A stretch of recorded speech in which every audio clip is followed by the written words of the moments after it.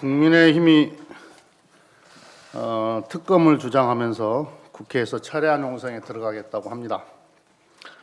제1야당이 국정감사 후에 입법과 예산 심의를 앞두고 특검을 이유로 농성을 하겠다는 것은 제가 보기에는 또 우리 국민들 보기에도 좀 뜬금없다, 뜬금없는 정쟁이다 이렇게 보실 것 같습니다.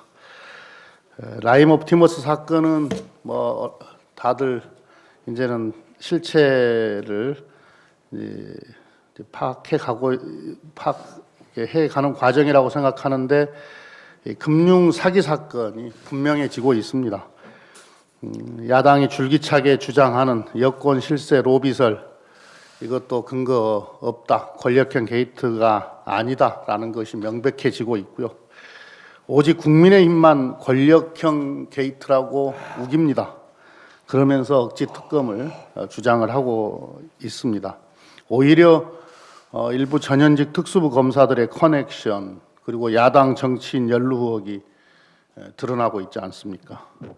야당이 특검을 주장하는 것은 사건의 실체적 진실을 규명하기 위해 법무부 장관이 지휘권을 발동한 수사를 오히려 방해하는 그런 의도입니다. 더구나 국민의힘이 공수처보다 규모가 큰 최장 120일짜리 특검을 요구하는 것은 정쟁을 내년까지 연장하겠다고 하는 정치 공세용 특검인 거죠. 국민의힘이 코로나 위기 상황에서 예산 심의를 앞두고 정쟁용 특검을 요구하는 것은 제1야당의 민생 포기 선언과 다름없습니다. 국회 개원부터 국정감사 그리고 예산 심의를 앞두고 정쟁에만 몰두하는 야당의 고질병에 우리 국민들께서 실망과 우려가 커지고 있다는 것을 국민의힘이 깨닫길 바랍니다. 야당이 진정 근본적인 변화를 원한다면 방법도 바꿔야 되지만 방향을 바꿔야 합니다. 국민의힘은 무책임한 정쟁용 특검 요구를 철회하고 민생과 경제 회복에 협력하기를 바랍니다. 그것이 국민이 원하는 야당의 모습입니다. 민주당은 야당의 민생 포기 정쟁에 맞서 민주당은 야당의 민생 포기 정쟁에 맞서서 코로나 위기 극복과 경제를 지키기 위해 예산과 입법 심의에 집중하겠다는 말씀을 드립니다. 오늘 국토교통부는 부동산 공시가격 현실화 계획 수립을 위한 공청회를 엽니다. 부동산 공시가격은 토지와 주택의 자산 가치를 과세와 복지 행정에 효과적으로 반영하기 위해 도입됐습니다. 그런데 공시가격이 시세와 동떨어져 있다는 비판을 오랫동안 받아온 것은 주지의 사실입니다. 부동산에 대한 과세와 복지 대상자 선정을 공정하고 공평하게 하기 위해서 공시가격 현실화는 더 이상 늦출 수 없는 과제입니다. 하지만 공시가격 현실화로 인해 서민의 부담이 증가해서는 안 됩니다. 부동산 재산세는 공시가격을 기준으로 부과하기 때문에 공시가격이 오르면 재산세도 오르게 됩니다. 공시가격 현실화로 서민의 재산세 부담이 늘어나는 일이 있어서는 안 됩니다.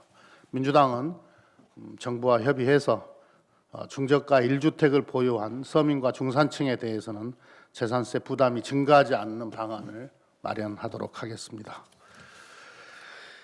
이번 주말 할로윈 데이를 앞두고 제2의 이태원 클럽 사태에 대한 우려가 큽니다. 해마다 할로윈에는 10만 명이 넘는 인파가 이태원 등에 모여서 축제를 즐겨왔기 때문입니다.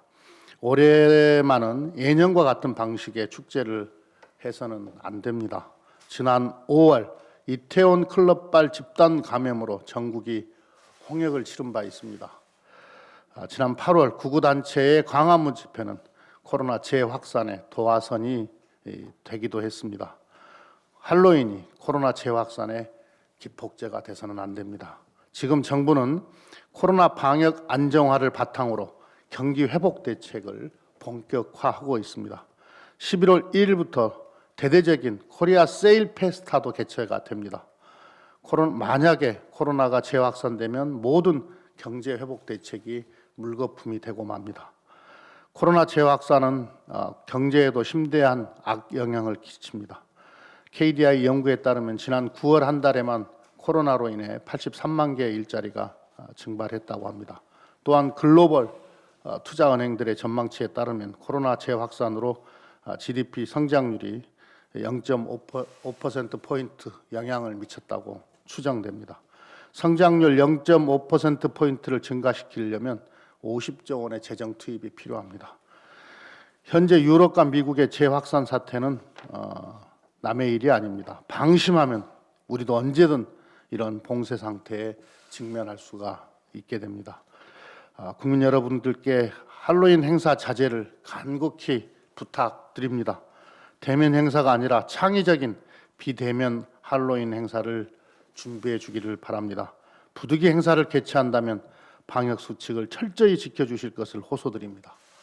클럽 등 밀폐, 밀접의 산밀 환경을 피해 주시고 집단 모임도 자제해 주시기 바랍니다. 방역 당국과 지자체에서는 할로윈데이 행사에 안이하게 대처하지 말고 창의적인 특단의 방역 대책을 수립해 주기를 바랍니다. 이상입니다. 국정감사 기간 동안 갖은 정치 공세 속에서도 최선을 다해서 국가행정 전반을 살펴서 민생 국감이 되게, 또한 정책 국감이 되도록 애써주신 의원님들과 또한 국감에 겸허하게 임해주신 모든 피감기관에도 수고하셨다는 말씀을 전합니다. 국정감사를 통해 지적된 사항 중에서 반드시 개선해야 될 것들은 끝까지 정책위에서 꼼꼼하게 챙겨서 조속하게 개선될 수 있도록 하겠습니다. 이제 오늘부터는 입법의 시간이라고 할 수 있습니다. 우리 더불어민주당은 남은 정기국회 기간 동안에 코로나19가 가져온 국난 상황을 극복하고 국민의 삶을 챙기는 입법에 주력하도록 하겠습니다. 민생과제 마무리를 위한 속도감 있는 입법, 더 역동적인 대한민국, 더 젊은 대한민국을 위해 입법으로 뒷받침하는 정기국회가 되도록 하겠다는 말씀을 드립니다. 한국판 뉴딜 이 성공하기 위해서도 입법적 뒷받침은 필수적이라고 할 수 있습니다. 새로운 시대로 가는 장치인 한국판 뉴딜, 하나의 예를 들면 국회의 경우에 이미 국회 본회의에서 2050 탄소 제로, 탄소 중립화를 위한 국회 결의안이 통과가 되었습니다. 이것 역시 한국판 뉴딜이 하나가 될 수가 있을 것입니다. 우리 더불어민주당이 정부에 적극적으로 노력을 주문한 2050 탄소 제로 실현 목표나 신재생 에너지 공급 의무 비율 향상과 또한 재생에너지 개발계획 입지제도 도입을 골자로 하는 신재생에너지법, 공공 건축물의 온실가스 배출량 감축을 위한 공공건축 특별법 등 새로운 대한민국으로 가는, 더 역동적이고 더 젊은 대한민국으로 가는 입법의 뒷받침이 될 수 있을 것입니다. 이러한 한국판 뉴딜의 성공을 위해서 국민 곁에 살아 숨쉬는 입법의 장이 이번 정기국회에서 열려지도록 최선을 다하겠다는 말씀 드립니다. 부동산 주택 공시지가 관련해서도 마찬가지입니다. 오늘 아마 국토연구원이 지난번 저희가 입법을 했었던 장기적인 공시지가 현실화와 관련된 로드맵을 발표하는 것으로 알고 있습니다. 2030년까지 공시지가를 시가의 90% 정도까지를 맞추자라고 하는 긴 로드맵입니다. 그래서 그 과정에 조금씩의 공시지가와 시가를 맞추기 위한 노력이 진행될 수 있고요. 그 사이에 재산세의 변동이 당연히 있을 수 있습니다. 그러나 중저가 주택 또 중산층에 해당되는 1가구 1주택자에 대한 재산세의 부담은 완화를 시켜야 한다라고 하는 당의 요구가 지속적으로 정부에 했다는 말씀을 드리고요. 이번 주 내에 관련해서는 당장 협의를 통해서 최종적인 재산세 부담 완화를 위한 결과를 보고 드리겠다는 말씀을 미리 드리겠습니다. 이상입니다. 국민의힘 공수처장 추천위원 추천으로 야당의 공수처 출범에 대한 시간 끌기, 발목 잡기라는 의도가 명백하게 드러났습니다. 주호영 원내대표는 26일 비상대책회의에서 공수처법은 내용상 이혼 소지가 많아 헌법재판소의 위원 입장을 보고하자는 입장이었다고 하며 2명의 위원을 추천하겠다라고 했습니다.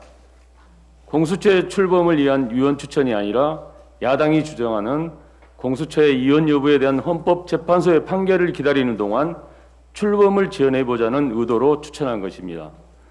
언론에 보도되고 있는 야당목 추천위원 중 한 분은 박근혜 정부 당시 새누리당이 추천해서 세월호 참사 특조위 부위원장으로 활동하면서 세월호 참사 진상규명을 방해하고 특조위 무력화에 앞장섰다가 고발당한 인물입니다. 심지어 지난 24일 노컷 뉴스와 인터뷰에서 공수처법 입법 과정에서 법 내용에 대해서는 논의가 전혀 없었고 독소 조항도 여럿 있다. 제도 자체가 유연이라는 문제 제기 외에도 세부적인 문제가 많다고 공개적으로 공수처법을 부정하는 발언을 했습니다. 이쯤 되면 발목 잡기 행동 대장을 이원으로 추천한 것 아닌가라는 의심이 듭니다. 야당의 발목 잡기는 처음이 아닙니다. 지난 20대 국회에서 국민의힘 전신이었던 자유한국당은 2018년 사회적 참사 특조위 구성 시한 한 달이 지난 뒤에야 조사위원을 추천해 지연시킨 바 있고 2019년 5.18 민주화운동 진상규명조사의 경우에도 특별법이 시행됐음에도 한국당 목수 조사위원 추천을 수개월째 미루고 조사위원회 극우 논객인 지만원 씨 추천을 검토한다는 등 논란을 일으킨 바 있습니다. 이번에도 달라 보이지 않습니다. 야당은 공수처장 추천위원 2명의 추천을 미루며 법정 출범 시한이었던 7월 15일에서 이미 100일이 넘게 지연되고 있고 여당의 압박에서 못 이기는 척하며 추천한 위원 중 한 분은 대놓고 공수처를 부정하고 있습니다. 야당 추천 몫으로 2명이 있는 건 공수처의 중립성을 위한 것이지 꼼수를 위한 것이 아닙니다. 더 이상의 명분 없는 시간 끌기 발목 잡기를 중단해야 합니다. 공수처는 시대의 요구이자 국민의 명령입니다. 고위공직자에 대한 수사를 전담하는 독립기구로 공정한 수사와 검찰권에 대한 민주적 통제를 가능하게 하는 검찰개혁의 핵심입니다. 국민의힘은 공수처를 부정하고 있는 인사추천을 철회하지 않으면 여당은 공수처법 개정을 즉시 서둘러야 합니다. 공수처 출범을 계속 지연시킨다면 국민이 절대로 용납하지 않는다는 것을 국민의힘 지도부는 명심해야 합니다. 지난 20일간의 대장정을 마친 민주당 의원들께 그간 고생 많으셨다는 말씀을 드리고 싶습니다. 국정감사는 한 해 국정을 돌아보는 중요한 자리고 의정활동의 꽃이라 불립니다. 그리고 헌법이 정한 민주주의의 핵심 절차입니다. 민주당은 이번 국정감사에서 문재인 정부의 국정 운영을 평가하고 함적인 대안을 제시하는 정책 국감을 통해 민주주의에서 국정감사가 갖는 중요성을 재확인시켜줬습니다. 국정감사를 진행하면서 국민의힘에게도 한 말씀 드리고 싶습니다. 우선 21대 첫 국정감사를 마친 국민의힘 의원들께 고생했다는 말씀 전해드리면서 국민의힘 의원들은 이번 국정감사를 마치면서 국정감사의 진정한 의미를 되짚어보기를 바랍니다. 국감은 정책이 우선이지 정쟁이 우선돼서는 안 됩니다. 국민의힘은 국감 시작부터 수사 또는 재판 중인 사람을 증인, 참고인으로 채택할 것을 요구하며 국감을 정쟁화시켰습니다. 반면 생산적인 토론과 건설적인 대안 제시는 찾아볼 수 없었습니다. 국감은 철저히 사실에 근거를 두고 문제를 제기해야 합니다. 그러나 국민의힘 유상범 의원은 최소한의 사실관계조차 확인하지 않고 정부 여당 인사가 포함된 옵티머스 펀드 투자자 명단을 공개, 물의를 빚었습니다. 북한의 연평도 실종 어업지도원 피격 사건을 놓고도 정부의 발표를 믿지 않고 아니면 말고식의 주장을 이어갔습니다. 카더라식 의혹 제기는 이제 국정감사에서 사라져야 합니다. 여전히 국감에서 예의와 품격은 없고 막말과 고성이 난무했습니다. 국회의원 스스로 문제점을 자성하고 예의와 품격을 갖출 수 있도록 성찰해 봐야 한다고 생각합니다.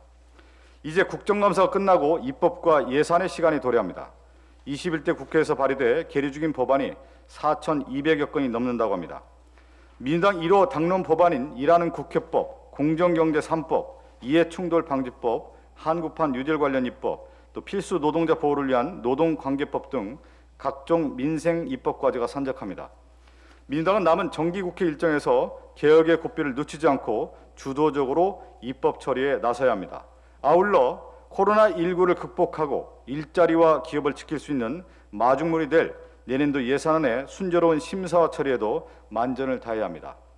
국민의힘도 남은 정기국회 기간 동안 민생만을 생각해서 코로나19를 극복하고 국가 경제 회복에 이바지하기를 바랍니다.